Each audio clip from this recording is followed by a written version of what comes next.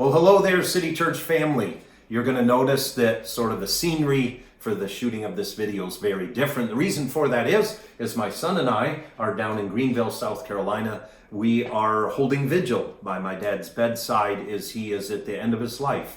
We received a phone call that he had hours to live, so we made the trip down here. And but the reality of it is that he has lived much longer than anyone had anticipated. So it's very good. I feel very good about the fact that we're able to be here with my father and my mom at the end of my dad's life, which was very, very expected. So again, we appreciate the prayers for this, for our family. What we're going to do today, though, is we're going to take a look again in the Gospel of Matthew. We're looking at Matthew chapter 27, verses 11 through 14. This is day 18 in the daily devotional that we're reading towards Easter in as a church family. So you will notice in what you've just read that Jesus is before Pilate. And Pilate is a Roman governor who is he's the authority, the Roman authority over this entire region.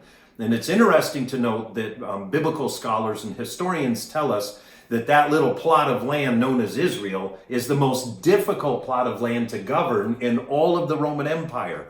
There was a guy by the name of Archelaus who was the prior governor. What was interesting about him, he was one of the three sons of Herod the Great. But it seems as though he was only able to rule over this area for about 18 months, and then his rule failed. And Pilate was placed here by the Roman Empire because Pilate is the most skilled governor that Rome has. And so here Jesus is standing before Pilate, and he's literally known as the best politician, as well as Pilate is known as probably the best governor that Rome is seeing. So you kind of get the power dynamic that'll be happening in the story that you just read.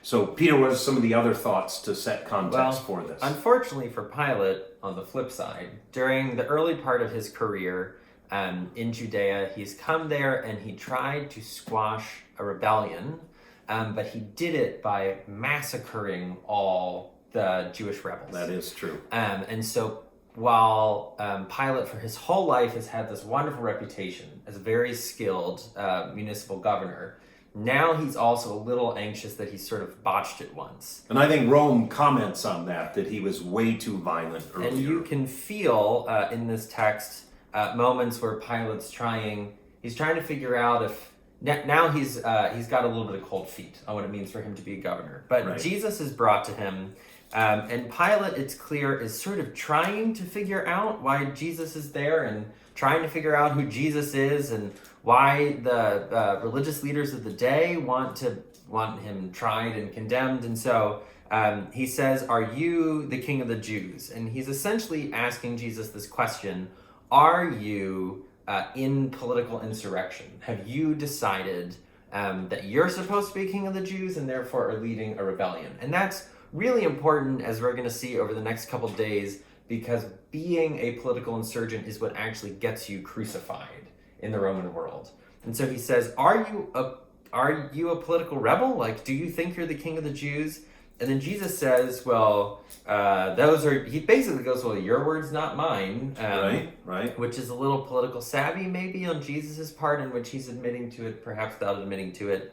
But Pilate, in his question, and in the Greek, it's pretty strong, says, are you the King of the Jews? Now in English, that sounds normal because we need the word you. But in Greek, you don't need the word you. And in Greek, it reads almost more like, are you the King of the Jews? And it sounds like the character that Pilate is playing here is surprised that somebody like Jesus would be brought before him in court. It's a little bit like, well, you don't look all that powerful, and you don't look all that dangerous, and you don't look all that crazy. So that's sort of the drama we have. Pilate's trying to figure out what's going on, and this guy looks all off and weird, and there's a lot of misunderstanding here, and he's also kind of nervous.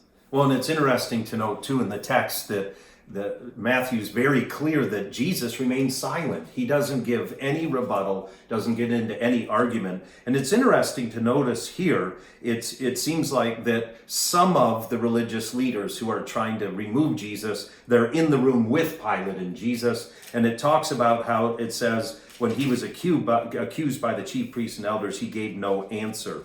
And so we discover here that Jesus isn't defending himself. And I think at times it's important for us to understand that the gospel doesn't always need some type of a defense. Jesus truly is. He's not just King of the Jews. He's the King of the whole world. He's ushering in a brand new kingdom. And the gospel at times doesn't need defense. And we really sense that in the life of Jesus. And I think it's also important to note that the gospel doesn't need a defense even when you're right. Like even when you are righteous and you are moral, and the charges are false. We have an example here from Jesus that sometimes in our lives we're going to have to stand silently when people are in fact slandered, when they're saying things that aren't true of us. That's right. So one final parting thought for us would be this, is that in the ancient world, and if this were any other king but Jesus, you would safely assume that the rightful king, the one that was truly king, would be the clear winner in a trial like this. But isn't it fascinating that again, Jesus remains silent. He does not defend himself. But in the end, Jesus is proved right, that he truly is the king that he said he was. So thank you so much for taking this time to be with us. And we are truly praying for you and everything that's going on in our lives because of this unforeseen set of circumstances. But again, remember this, it really does look like Jesus is losing, but in the end, his kingdom is winning.